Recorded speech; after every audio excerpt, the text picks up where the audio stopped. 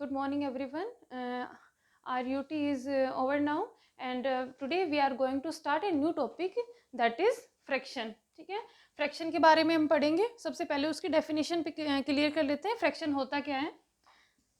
जैसे मैं मार्केट गई, ठीक है, वहाँ मुझे पिज़्ज़ा शॉप दिखाई दी और मैं क्या गई, पिज़्ज़ा शॉप के अंदर गई और मैंने एक पिज़्ज़ा ऑर्डर कर दिया. ठीक है, तो फिलहाल जो ये पिज़्ज़ा है वो क्या है, कंप्लीट है. ठीक है ना, ये क्या है, होल है.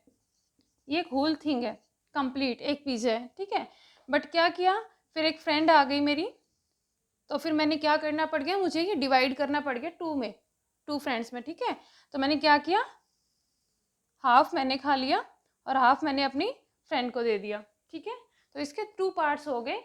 अब ये पार्ट्स क्या कहलाएंगे, ये जो 2 पार्ट किए मैंने इस पिज़्ज़ा के, ये पार्ट्स ही क्या होते हैं बेटा, फ्रैक्शन होते हैं. ठीक है, इन पार्ट्स को ही क्या कहते हैं हम, फ्रैक्शन. जब एक होल थिंग के आप टुकड़े कर देते हैं, पार्ट्स कर देते हैं, पार्ट्स में डिवाइड कर देते हैं, वो फ्रैक्शन कहलाता है. ठीक है, जैसे अभी मैंने इस 1 पिज़्ज़ा के 2 पार्ट्स कर दिए हैं, एक ये है और एक ये है. ठीक है, ये तो ये क्या कहलाएगा, ये हाफ पार्ट और ये half part, half plus half मिलके क्या बनता है, होल. ठीक है, उसके बाद अगर आप इसी तरीके से अगर इस पिज़्ज़ा को आप 3 पार्ट्स में डिवाइड करते, ठीक है, कि एक और फ्रेंड आ गई तो मुझे इस पिज़्ज़ा को 3 पार्ट्स में डिवाइड करना पड़ गया, 1/3, 1/3 एंड 1/3. इन सबको जब आप ऐड करेंगे 1/3 प्लस 1/3 प्लस 1/3, तो आपके पास क्या आता है, 1 आ जाएगा, होल.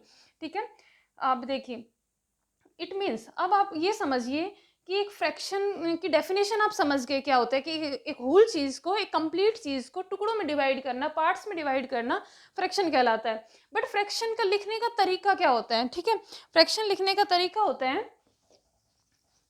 जैसे मैंने यहाँ पे लिखा है 1/2. ठीक है, तो जो बेसिक मेथड होता है अपना, जनरल फॉर्म होती है वो a/b होती है. ठीक है, और यहाँ पे a क्या रिप्रेजेंट करता है, यहाँ a रिप्रेजेंट करता है नोमरेटर एंड बी रिप्रेजेंट करता है डिनोमिनेटर. क्लियर. और जो ये लाइन आपको दिख रही है, इसको आप या तो कहेंगे डिवीजन लाइन, या फिर इसको बोल सकते हैं फ्रैक्शन बार. ठीक है, कुछ भी बोल सकते हैं आप इसको. और इस फ्रैक्शन बार के अबू जो नंबर लिखा जाता है उसको न्यूमरेटर कहते हैं, और इसके बिलो जो नंबर लिखा जाता है उसको हम डिनोमिनेटर कहते हैं. क्लियर है. अब ये देखिए, जो मैंने इसके पार्ट किए हैं, होल थिंग के 2 पार्ट्स कर दिए हैं 1/2. यहाँ पे 1 क्या रिप्रेजेंट कर रहा है, न्यूमरेटर, और 2 क्या रिप्रेजेंट कर रहा है, डिनोमिनेटर. ठीक है, ये लिखने का तरीका होता है एक फ्रैक्शन का. अब बात करते हैं कि डिनोमिनेटर क्या रिप्रेजेंट करता है, न्यूमरेटर क्या रिप्रेजेंट करता है. डिनोमिनेटर रिप्रेजेंट करता है बेटा total number of parts of a whole thing. कि होल थिंग थी, कंप्लीट पिज़्ज़ा था, आपने उसके कितने पार्ट्स कर दिए, 2 पार्ट्स कर दिए. ठीक है, और न्यूमरेटर क्या शो करेगा कि वो डिनोमिनेटर का कितना पार्ट है. ठीक है, एक कंप्लीट था, उसने 2 पार्ट्स में डिवाइड कर दिया, वो डिनोमिनेटर शो करेगा. लेकिन ये एक पार्ट, जो एक पार्ट को कौन रिप्रेजेंट करेगा, न्यूमरेटर. ठीक है, इसी तरीके से यहाँ आपने एक पिज़्ज़ा के 3 पार्ट किए, तो मैंने लिखा 1/3. इट मीन्स 3 क्या है यहाँ पे, कि ये 3 रिप्रेजेंट करेगा कि इस पिज़्ज़ा के आपने कितने पार्ट्स किए हैं, 3 पार्ट्स किए हैं. ठीक है, और न्यूमरेटर रिप्रेजेंट कर रहा है कि टोटल का कितना पार्ट है.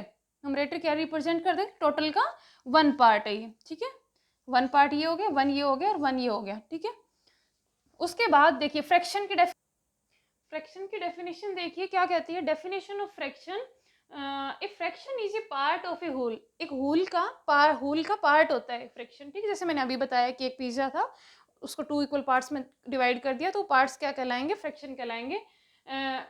If a whole thing is divided into equal parts, एक होल थिंग, एक कंप्लीट चीज जब इक्वल पार्ट्स में डिवाइड हो जाती है, तो वो एक पार्ट क्या कहलाता है, उसका ईच पार्ट फ्रैक्शन कहलाता है. जैसे मैंने कहा था अभी, एक पिज़्ज़ा ऑर्डर किया था, उसके मैंने 3 पार्ट्स में डिवाइड कर दिया उसको, और ये क्या है, ये मेरा पार्ट है. ठीक है, मेरे 3 फ्रेंड थी, और उसमें एक मैंने खा लिया, एक मेरी दूसरी फ्रेंड ने, whose name is Rekha, and second is Sonia, and it's me. ठीक है, तो जैसे मुझे फ्रैक्शन निकालना है, मेरा फ्रैक्शन निकालूं, तो मैंने कैसे लिखा है इसको, 1/3, क्योंकि उस पिज़्ज़ा के जो टोटल नंबर ऑफ पार्ट्स थे वो मैंने कितने किए हैं, 3, और मैंने कितना खाया उसका, 1 पार्ट खाया. ठीक है, तो देखिए, और एक fraction is made up of two parts, एक फ्रैक्शन टू पार्ट से बनता है और वो पार्ट कौन से होते हैं, न्यूमरेटर एंड डिनोमिनेटर। ठीक है, एक फ्रैक्शन के अंदर क्या होते हैं, न्यूमरेटर भी होता है डिनोमिनेटर भी होता है, तभी आप उसको क्या कहते हैं, फ्रैक्शन बोलते हैं। उसमें फिर न्यूमरेटर क्या शो करता है और डिनोमिनेटर क्या शो करता है वो मैं आपको ऑलरेडी बता चुकी हूँ, वही लिखा गया है यहाँ पे। The denominator tells us how many equal parts of equal parts are there in the whole, एक होल की कि आपने कितने पार्ट्स कर दिए हैं, टोटल 3 पार्ट किए तो 3 शो कर रहा है। और numerator tells us how many of the equal parts have been taken, ठीक है, कि आपने 3 पार्ट्स में कितने लिए हैं, यहाँ पे मैंने 1 पार्ट लिया है। ठीक है, तो मैंने क्या लिख दिया उसको, 1/3। Now we will discuss on types of fraction.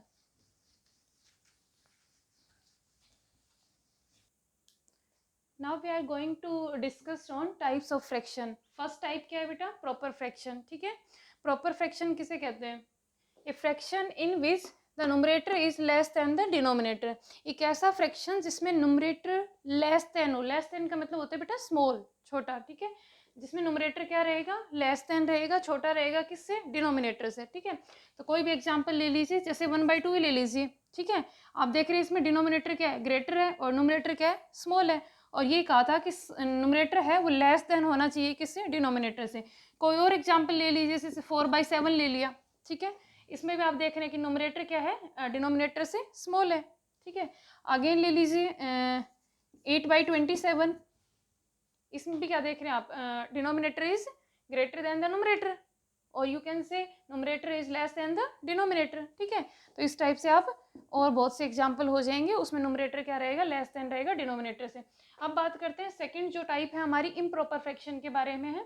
Improper fraction क्या होता है, प्रॉपर फ्रैक्शन का बिल्कुल अपोजिट होता है। ठीक है, इसमें न्यूमरेटर लेस देन रहेगा, डिनोमिनेटर ग्रेटर रहेगा, और उसमें क्या हो जाएगा, उल्टा हो जाएगा, न्यूमरेटर ग्रेटर रहेगा और डिनोमिनेटर स्मॉल रहेगा।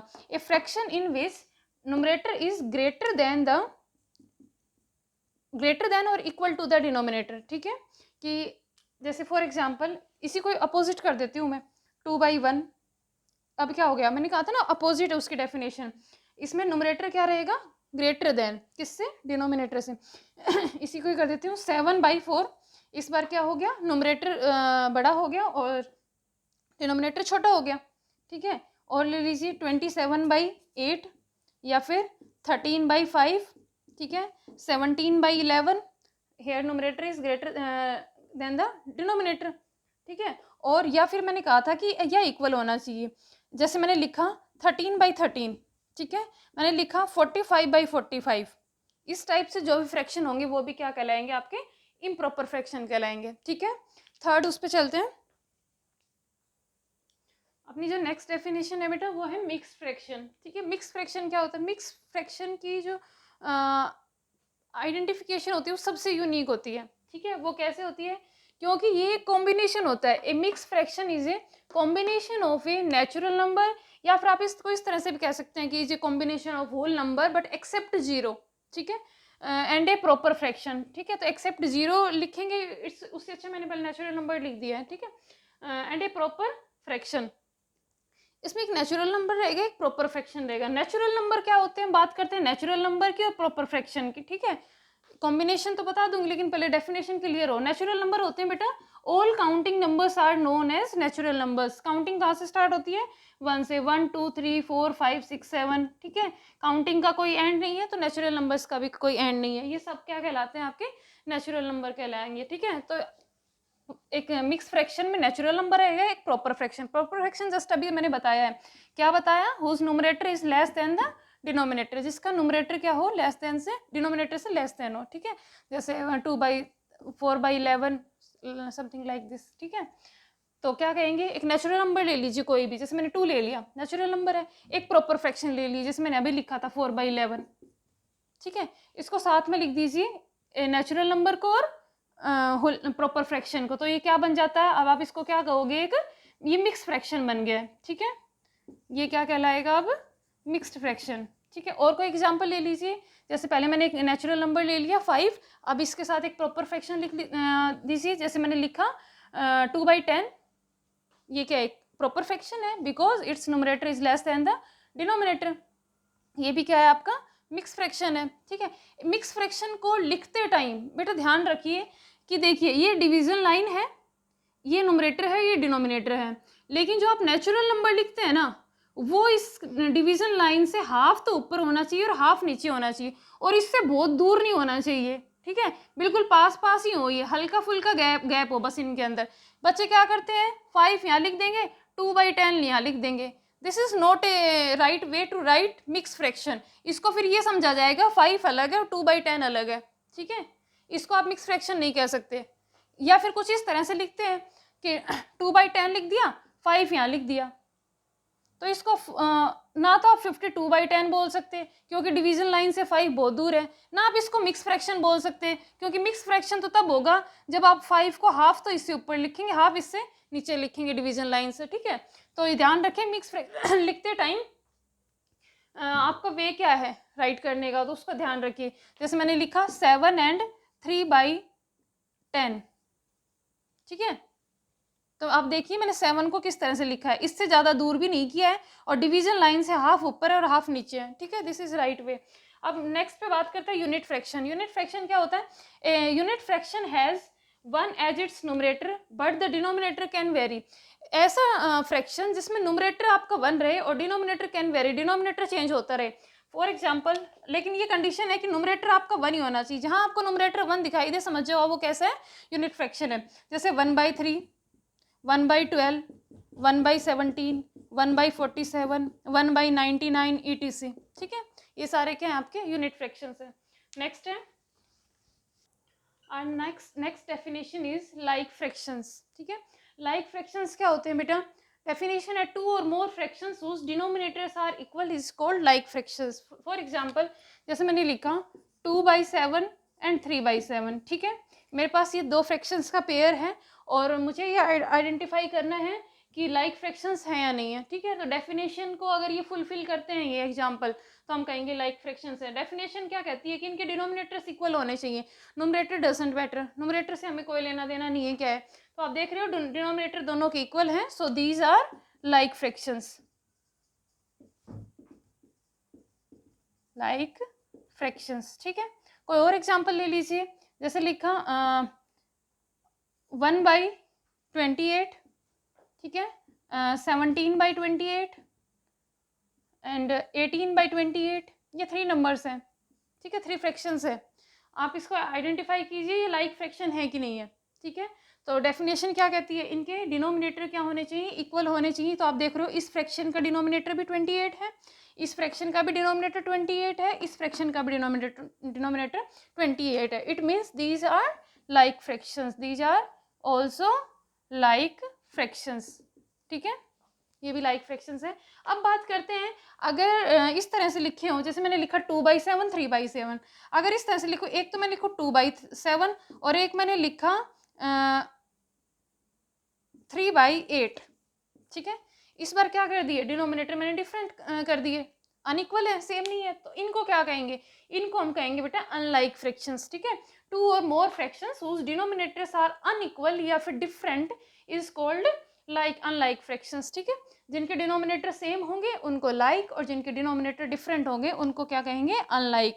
तो हम कहेंगे these are unlike fractions, unlike fractions, ठीक है। और एग्जांपल ले लीजिए, जैसे मैंने लिखा 2/45, 1/45, 1/47 एंड 13/48, ठीक है। तो अब क्या कहेंगे, इनको आप अनलाइक फ्रैक्शंस कहेंगे, लाइक फ्रैक्शन नहीं कहेंगे। क्यों? क्योंकि इनके डिनोमिनेटर्स क्या हैं, डिफरेंट है, ठीक है।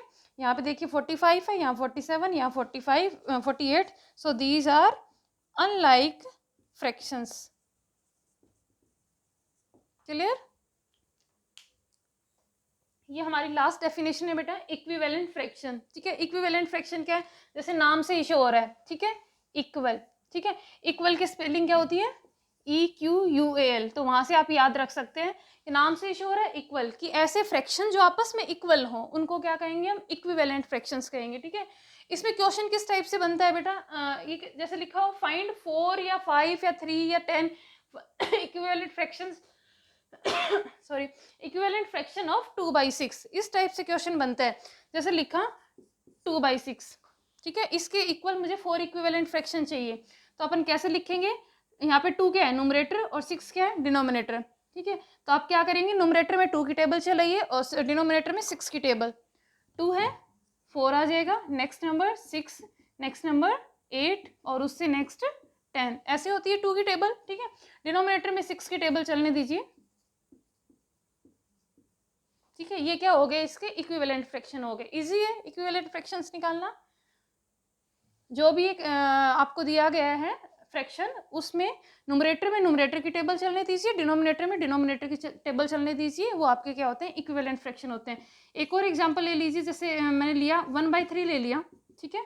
मैं कहूँ इसके इक्विवेलेंट 3 फ्रैक्शंस आप इक्विवेलेंट फ्रैक्शन लिखिए। तो मैंने अभी कहा न्यूमरेटर में न्यूमरेटर की टेबल चलने दीजिए और डिनोमिनेटर में डिनोमिनेटर की 6, 9 एंड 12। अब आप कहेंगे ये कैसे इक्वल है, ये तो 1/3 है, ये 2/6 है। 1 और 2 कैसे इक्वल हो सकते हैं, 1 और 3 इक्वल कैसे हो सकते हैं, 1 और 4 कैसे इक्वल हो सकते हैं, ठीक है। तो आप कैसे करेंगे, आप इनको ना सिंपलेस्ट फॉर्म में लिख के देखेंगे। 2 और 6 दोनों सेम टेबल में आ रहे हैं, कौन से टेबल में, 2 टेबल में। ये 2 की टेबल में 1 पे, ये 3 पे।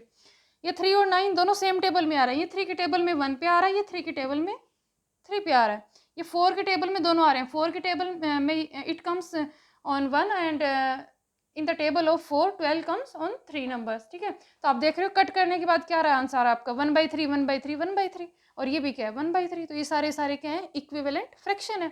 इनको कट कर लीजिए, ये क्या आ रहा है, ये 2 की टेबल में 2 पे और ये 2 की टेबल में 6 पे आ रहा है, ठीक है। ये 3 की टेबल में 2 पे, ये 3 की टेबल में कहाँ आ रहा है, 6 पे आ रहा है। तो आप देख रहे हैं इनको जब आप कट कर रहे हैं, ये 4 की टेबल में 2 पे और ये 4 की टेबल में 6 पे आ रहा है, ठीक है। ये 5 की टेबल में 2 पे और ये 5 की टेबल में 6 पे। तो जब आपने इनको कैंसिल आउट किया तो आंसर क्या आ रहा है आपका, सारे इक्वल आ रहे हैं। So these are equivalent fractions, ठीक है। Clear, thank you.